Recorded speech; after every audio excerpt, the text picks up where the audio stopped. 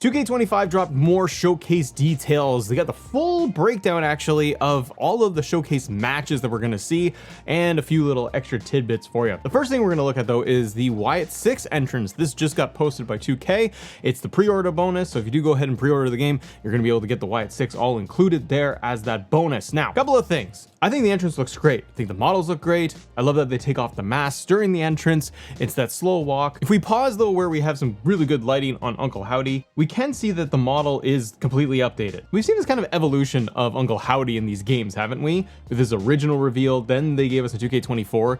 They released an updated version of him, which was barely updated. Now they have a much more definitive updated Uncle Howdy. I have to say that the mask looks way better, the hair looks way better, that they have captured it correctly, and all of the characters for the Wyatt Six look very accurate. So I think they've done an excellent job here for this, and this being a pre-order bonus pack. Hopefully WWE uses them on TV, because we haven't seen them at all. We're gonna have to see what the heck's going on there. One thing I don't like, and it's whatever, it's a nitpick thing, but they don't have the full motion to the ring. So they stop at the entrance ramp and then it's done. It's unique, it's different. It's not like the other ones where they're all just going to be in the ring, but I thought that maybe they would have a motion where they would cut and then into the ring, do the lantern, all of that, but this way they're kind of just scattering into it, and that's kind of cool. But there's a question I have coming out of this entrance alone, just by an entrance, but it's going to be, there are 5 people coming out for this entrance motion. And typically what we've seen for these 2K games is that you can only have a maximum of 4 people in your faction coming out at a time. American Made, Judgment Day,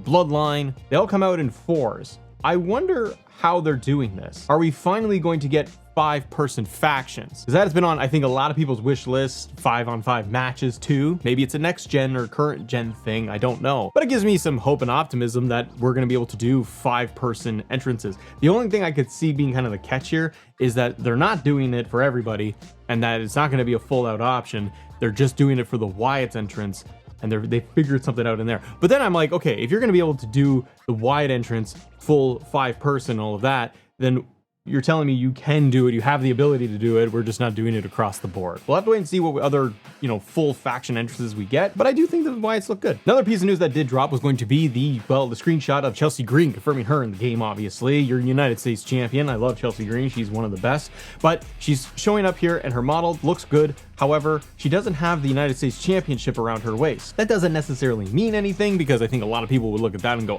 they don't have the belts in the game. Where's the IC and the US title?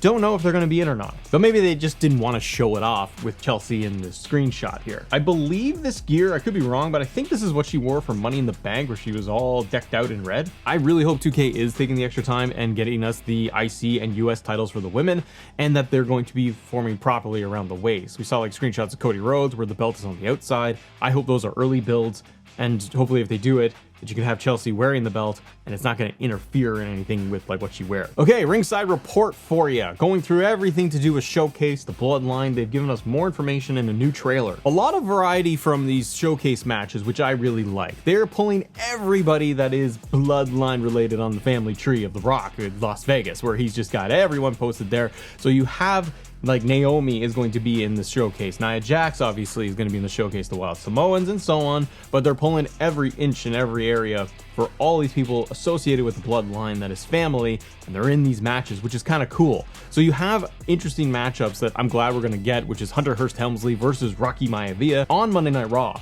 confirming obviously that Helmsley is going to be in the game. He's not going to be a Persona card. Rocky Maivia, which is really cool.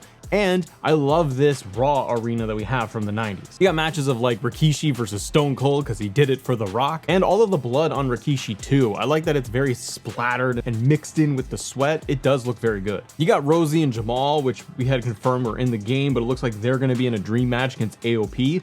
That's too bad, they're released. So again, I really like the variety that we seem to be getting with this showcase this year. And there's obviously all the unlockables, the arenas, managers, attires, so on, that are going to be available when we beat the showcase. Now, the ringside report does go through a couple of things to note that are actually some positives this year and what they've kind of changed since years past with the showcase mode. So for presentation and gameplay, full cutscenes make their return, keeping you immersed in the game at all times. Slingshot tech is gone. They listen to the community feedback. We did not like it. We didn't want to do it anymore. Now we're getting the full gameplay cutscenes. I really like this, especially when you're going to have alternate endings like you've seen with Seth Rollins and Roman Reigns at the Royal Rumble, where Seth wins and he wins the championship. I like the alter history piece that you can do, and that they're doing cutscenes to go with it. Full entrances are now included. This is a big deal for me because what I hated about Showcase last year and years past is that pick the match, ding, ding, ding, you're just in there. John Cena, RVD, just going into ECW One Night Stand, and you just start the match. Part of it is the entrances. Part of it is the commentary for that moment, that entrance, that style, like capturing that, especially with the commentary associated with it to set up the match. And when you're going through the matches and you have like unlockables or characters you're going to unlock in the showcase, like Wild Samoans, for example, you want to be able to see that full entrance for the first time in the mode. Commentary is now featured during each match, so this replaces the music as part of the presentation. Love that they are doing this. I hated the generic music you would get for years. It added nothing. It was just generic. It didn't add any value. It takes you out of the experience. When I combined the generic music and the slingshot tech, it wasn't really the best time overall. So I love that they're adding regular commentary in there, as they should. Keeps you immersed in the mode.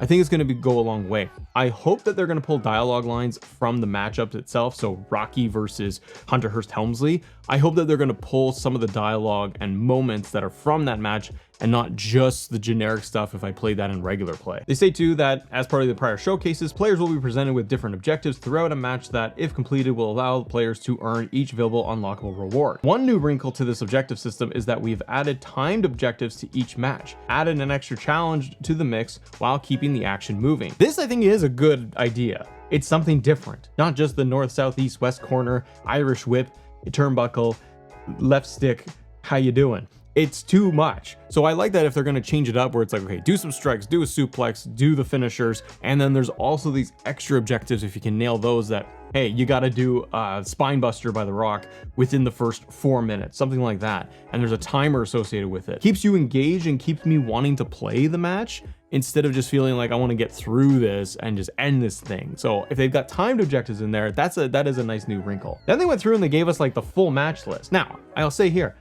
why are we doing this? Why are we giving everybody everything, huh? Why we gotta tell everybody what's all the dirty little secrets in here? Could have had some fun and found out what the matches were gonna be when we get the game. So I kind of wish that they held off. Maybe they could have teased a couple of matches, but for a surprise, I wish they would just leave out everything, the full list. But nonetheless, as part of the 2K showcase, the Bloodline Dynasty, we have divided the matches into 3 categories: relive the history, change the history, and create the history. Relive the history allows fans to retrace the steps that legendary superstars took on their path to victory. Change the history will give fans the opportunity to avoid what was a heartbreaking loss, and instead turn it into a victory for various members of the Bloodline family. And create history places you in dream matches that will see eras clash in the center of the ring. So again, a nice new approach to the showcase mode, so it's not just repeating matches, not just doing a Roman Reigns showcase. Like the variety in there, and I like that I could probably end up replaying showcase more than one time and having fun with it, because the matches will be probably pretty entertaining, but I'm going to want to be able to play them through as normal, and then I'm going to want to be able to do the alt history ones, change the outcomes, and even watch some of the cutscenes again, because it's not the actual WWE footage. That stuff I would skip, but because it's the in-game, I'm just more entertained by that. I just like that. So I'm more inclined to replay this mode, especially if I don't hit objectives and so on. Now, what could we expect from objectives and like unlockable rewards? I think a lot of what we've seen in the past, and even within this trailer too. If you're going to have a matchup of Hunter Hearst Helmsley versus Rocky at Raw, you're going to probably unlock that arena, unlock Rocky or Hunter Hearst Helmsley, those versions of them, and maybe like, I don't know, the Intercontinental Championship. Probably the standard tropes along the way: Seth Rollins, Roman Reigns unlocking the Undisputed Championship from SmackDown, and unlocking those arenas, the WrestleMania arenas, the arenas with, you know, Yokozuna, Hulk Hogan, things like that. Within the history, you've got a breakdown here of all of the matches that are included in the showcase mode. So strap in, let's go. Yokozuna with Mr. Fuji versus Hogan at King of the Ring 93. So again, when you think unlockables, probably in the neighborhood of getting King of the Ring 93, Mr. Fuji, and like that version of Hulk Hogan, brother. Rocky Maivia versus Triple H, Thursday Raw Thursday. It's so good, man. Go watch that match too, it's very good. The Usos versus the New Day with Big E in Hell in a Cell 2017. An amazing Hell in a Cell match, probably one of their best tag team matches overall. Solo versus Carmelo Hayes with Trick Williams in NXT. This is cool because it means that we're gonna get NXT version Solo, which we haven't really seen. We've only seen like his Bloodline version.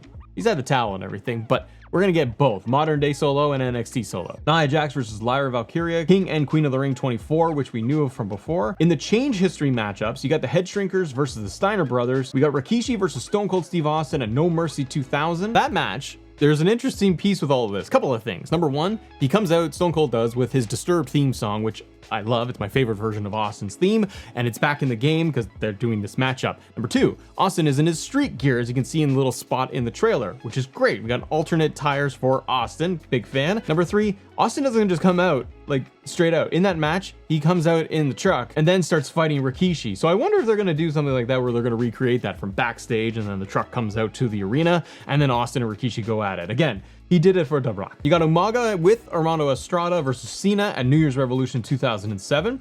Tamina versus Natalia versus Carmella versus Charlotte Flair versus Becky Lynch, Money in the Bank 2017. Now, this is where James Ellsworth interfered and got the Money in the Bank for Carmella, right? And then they redid it on SmackDown because fans lost it and they were upset by the finish. I like that we're gonna get all of these different attires and versions of the women in there, I'm assuming from the showcase as unlockables.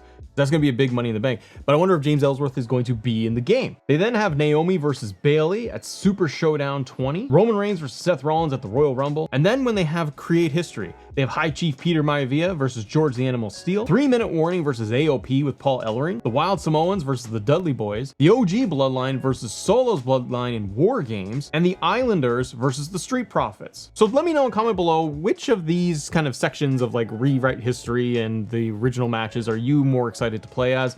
What stands out to you as some of your favorites? And is this a good showcase? Is this something that you're willing to play, wanting to play, and get your hands on? I'm more inclined again to 100% this thing than I have been in years past. It's something that I would want to go through pretty early on. They said they won't spoil it, but there's plenty of unlockables to earn throughout the mode and let fans to discover them themselves. Seems like this year there's going to be a lot to do in Showcase, so I'm here for it. What do you guys think of Showcase mode so far? All of the matches, unlockables, and how it's set up. And if you guys want to talk more 2K25, we have a Q&A, a community Q&A video right here for you we just did the other day. Check that out because we're answering a lot of your questions and having a good discussion. Have a good day. See ya.